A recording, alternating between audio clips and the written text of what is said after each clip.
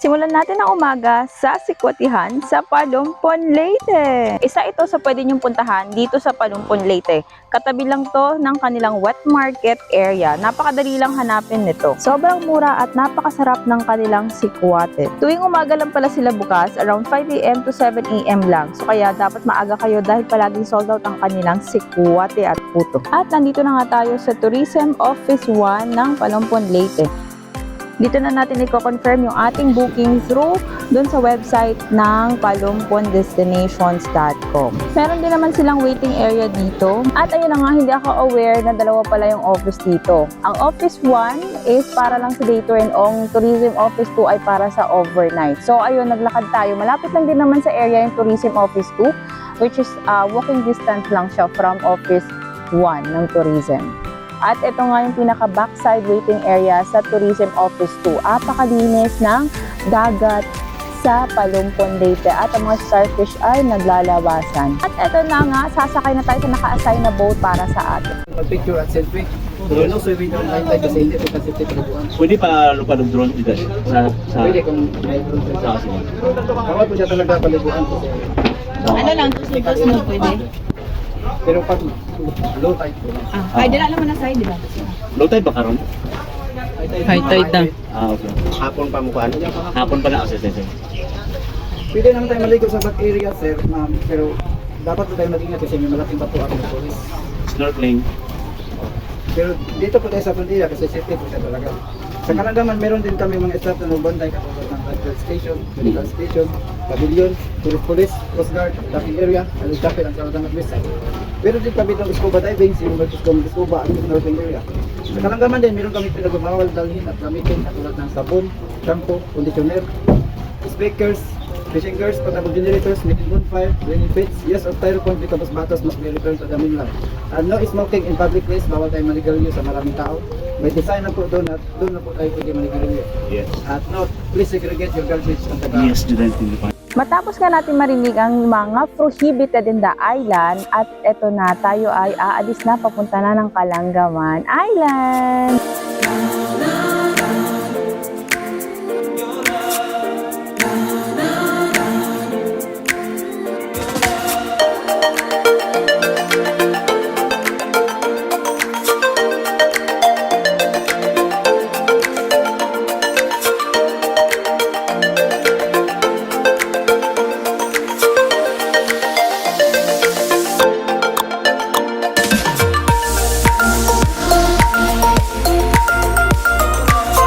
Welcome to Kalangaman! Ayan guys, nandito na tayo. Nasa Kalangaman na tayo mga ante. Sobrang puti ng sunbash. Ganda guys, sobra. Crystal clear ang water mga ante. Mamaya tayo maliligo. Yes! Happy birthday to me! Hi guys! For today's video, nasa Kalangaman tayo. So, yun na nga guys, nakarating na tayo dito sa Kalangaman. Sobrang init. Ang ganda ng Kalangaman guys, as in. Kitang-kita nyo naman kung gaano kaganda, diba? Oh ha? So, ngayon ay high tide pa. So, napakadali lang magta-travel dito, guys. Punta lang kayo sa tourism ng Palumpon. And then, pero dapat mag-register muna kayo sa kanilang website. So, ilalagay ko dito sa baba yung kanilang website dito para makapag-booking kayo. Kasi kailangan may booking din dito bago kayo makapunta ng Kalangaman. And then, ilalagay ko na rin sa ating screen kung magkano yung prices or cottages dito. Okay, makikita nyo naman din sa portal nila, guys, sa website ng palumpondestination.com. So, kapag mag-overnight kayo, kasi ngayon, overnight kami ngayong araw, kailangan 10 AM. 10 AM ang call time pag overnight, guys. Kapag day tour naman, 6 AM, mas maganda, mas maaga kayo kasi day tour ka lang, hanggang 3 PM lang kayo dito. So, much better maaga dahil yung travel time dito, isaabot ng almost 1 hour from Palumpon proper. So, kailangan medyo maaga kayo kung gusto nyo day tour lang kayo. Pero kapag overnight naman, upon registration nyo dun sa inyong booking sa website ng Palumpon, may kita nyo dun guys na kung anong oras yung inassign. Pero mostly 10 a.m. yan. Sobrang ganda. Kita nyo naman, hindi pa lumalabas yung sandbar kasi nga high tide. Hindi pa siya lumalabas. So mamaya i-video natin yung sandbar. This is my 31st birthday. Tada! With my lola. So solo doon sa kubo. O diba? Ayaw ng araw. Malapit na lumabas yung sandbar. Mga 4 na ako maliligo. Grabe kainit guys. Ang sand dito, white sand man dyan siya. Ano? White sand siya guys. Oh. Pinusad siya. Di katulad sa Kanigaw. Kanigaw kasi medyo may ano eh. May mga pink-pink. Although white sand din siya, pero color pink, mostly may pink. I don't know, crabs ata yun, durog. Ano? White sand siya. Ayan. Maliit lang tong Kalanggaman Island. Samahan nyo ako guys umikot. Mamaya tayo maliligo. Tinatamad akong maliligo. Ang init.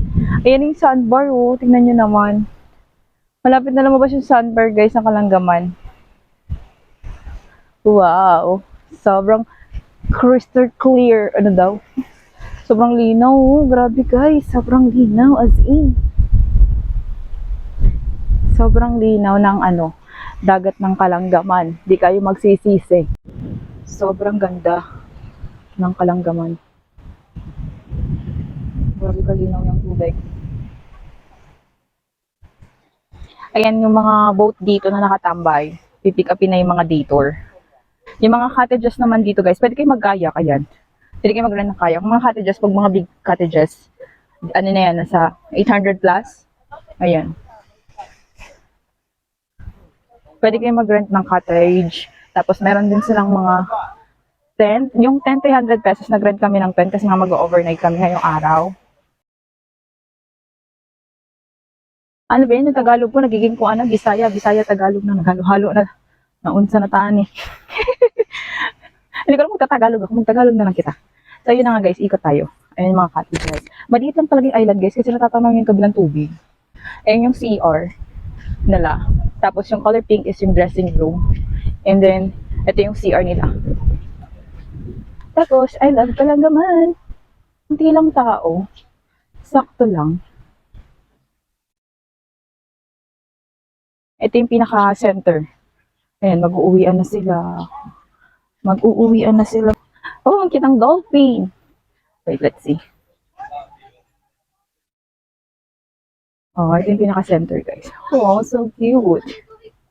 Kanindot. Ayan. Kalanggaman. Tara, ikot na. Volleyball area. This one. Pwede mag-tent gani, oh. Nag-tent sila, guys.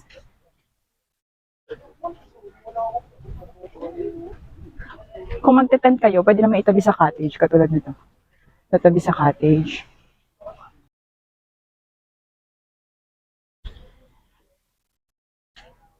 Pwede rin mag-table lang kayo and chairs.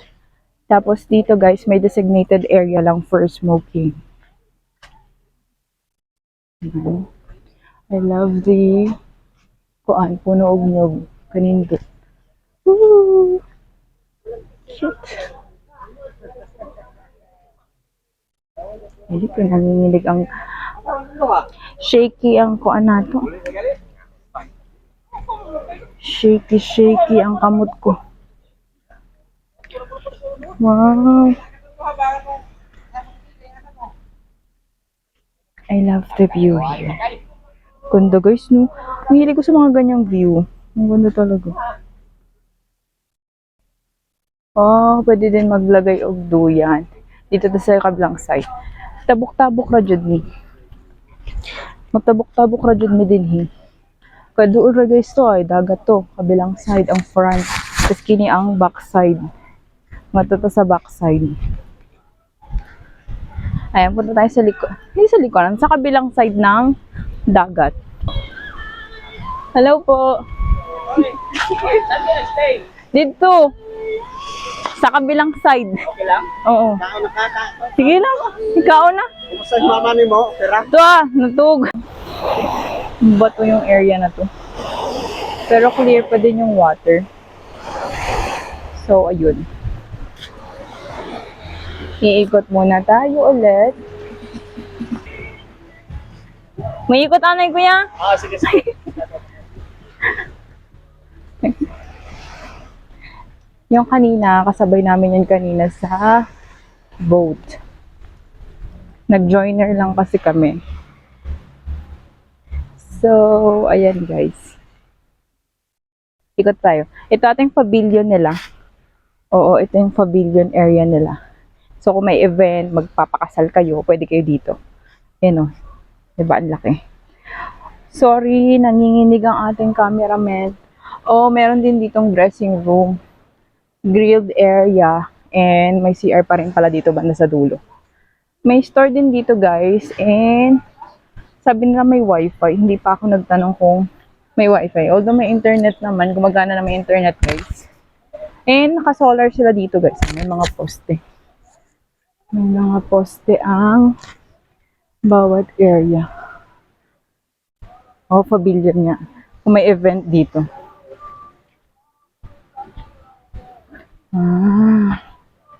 Oh, may basketball din. Pwede mag-basketball dito. May sari-sari store din dito.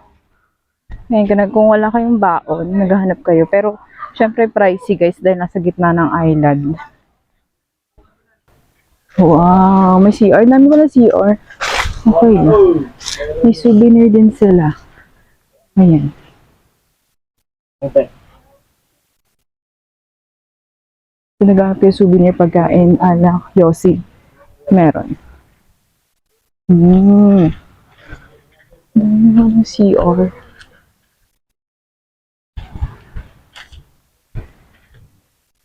Etong bandang dulo na to na part. Bandang dulo na part na tong pinupuntahan ko mga ante. Pero ang dami Ang daming puno. Pero andito lang talaga ng island guys. Kasi ito na yung front. Tapos pag gano'n mo dito sa kabila, nakikita mo na rin yung dagat. 'Di ba? Sobrang maliit lang talaga siya. Hindi ko alam kung ano yung mas malaki, Kanigaw ba o Kalangaman. Pero parang Kanigaw kasi hindi mo matatanaw yung kabilang dagat kapag sa Kanigaw. Dito kasi tanaw mo na kabilaan. Tanaw mo na kabilaan yung babalik na tayo dun sa aming cottage. Ayoko na pumunta dun guys. Wala akong kasama. Basta dun na yun. Yun dun. Dulo. May bato-bato. Meron din jet ski ditong activity. Ayan. May jet ski din ditong activity kung gusto niyo mag-jet ski. Pero hindi ko alam kung magkano. So kapag high tide, abot to dito. May water to dito guys. Ayan o. Kakatuyo lang ng part na to. Wow, wow, wow. Ka-nice. Grabe ka-clear ng water talaga. Maya na tayo maliligo. Pasyal muna tayo. Tingnan nyo naman yung sand. Sobrang ganda. Ito sa dater to. Uwi na sila. Uwi na sila. So hindi ako pwedeng dumaan dito dahil may lubid. Dito tayo dadaan.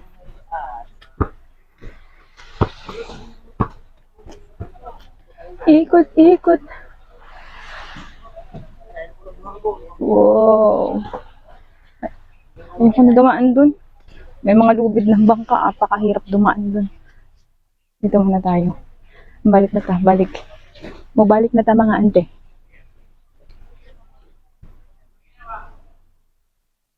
Wow. Perfect. I love the shots. Di man ko kabuelo og shots dito dapit unya na. Kaya unya mawa na ng mga pambots nindot na sad tan-awon. Ano, wait lang. Mo shot ta din higusa. Mo shot tag usa ka shot. Mo picture tag usa ka shot. Uy na sila glass na kayak ko.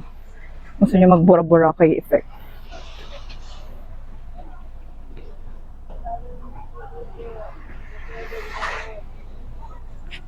Wait lang guys. Di ba sinama yung pictorial sa ano? Wow, nice shot, Sheila.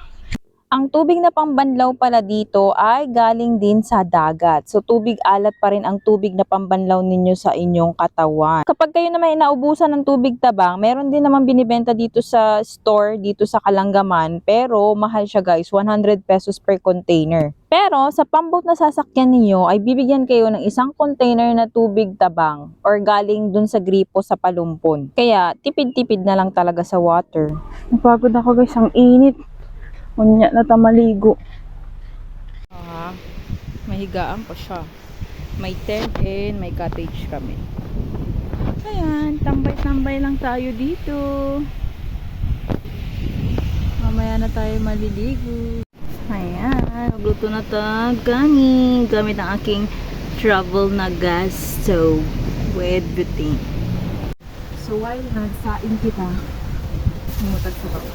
Hindi ko makita ang mukha. Okay na na. Nagpalit ng tagkamunggay. Magsabaw kita. Ha? Kamunggay. Naatay okra. Naatay body. Siyempre yung kamunggay mo na atong kuwan. Pwede pa nasa dito pero mag-kuwan kita. Mag-delivery. Mag-ikan. Pinatusod ano gulay. Gulay kita. Magnilaw uy. Ay, grabe ka ba? Grabe ka ba sila? Oh, haroy! Grabe ka ba din? Low tide na sa Kalangaman at lumabas na ang sandbar.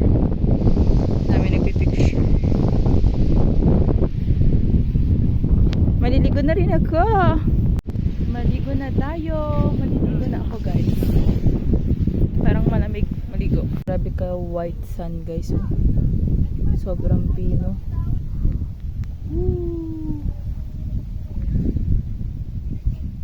Ang ganda ng sand ng ano Kalangaman. Tingnan nyo.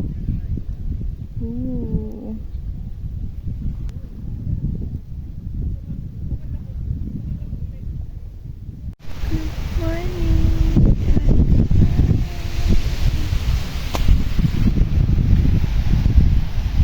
5:30 pa lang ang liwanag na. Wow, lumabas na si Haring Araw. At lumabas na ang sandbar.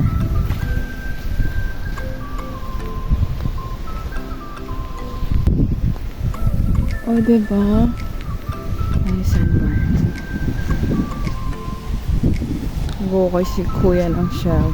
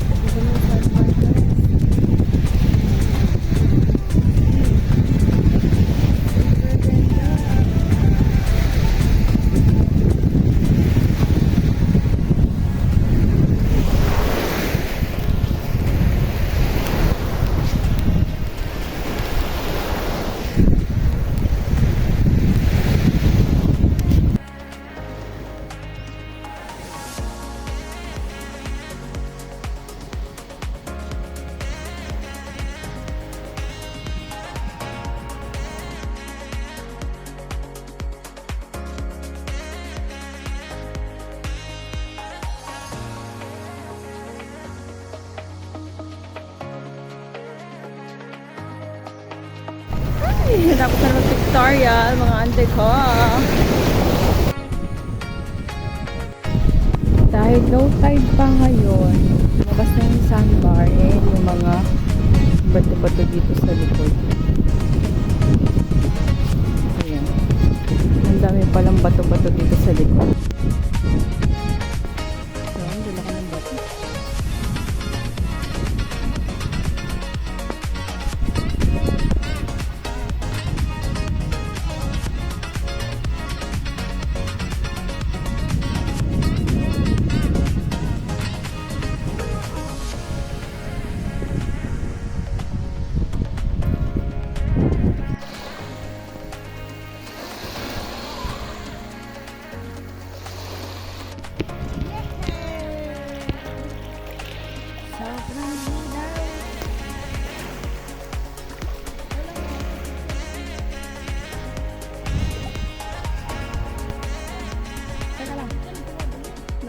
dito eh. Sobrang clear guys. Tingnan nyo naman. Okay. Day tour na sila guys.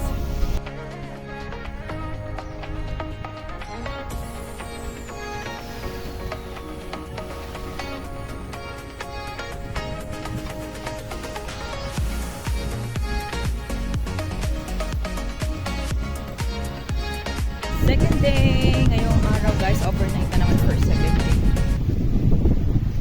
Sobrang mabalot ngayong oras. Time check, it's 5:29 PM na mga ante. Ang lakas ng alon, tingnan nyo. Ito yung alon ngayon.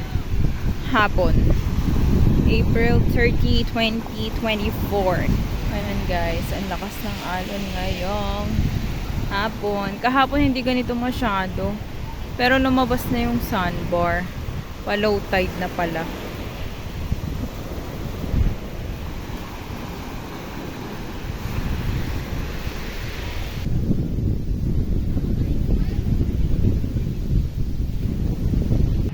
Time check 5 AM.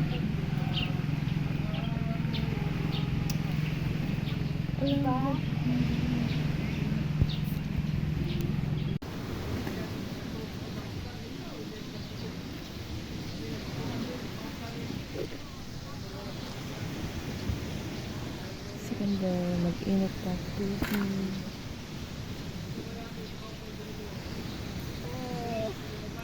Actually, third day na guys. 3 days and 2 nights. Third day guys.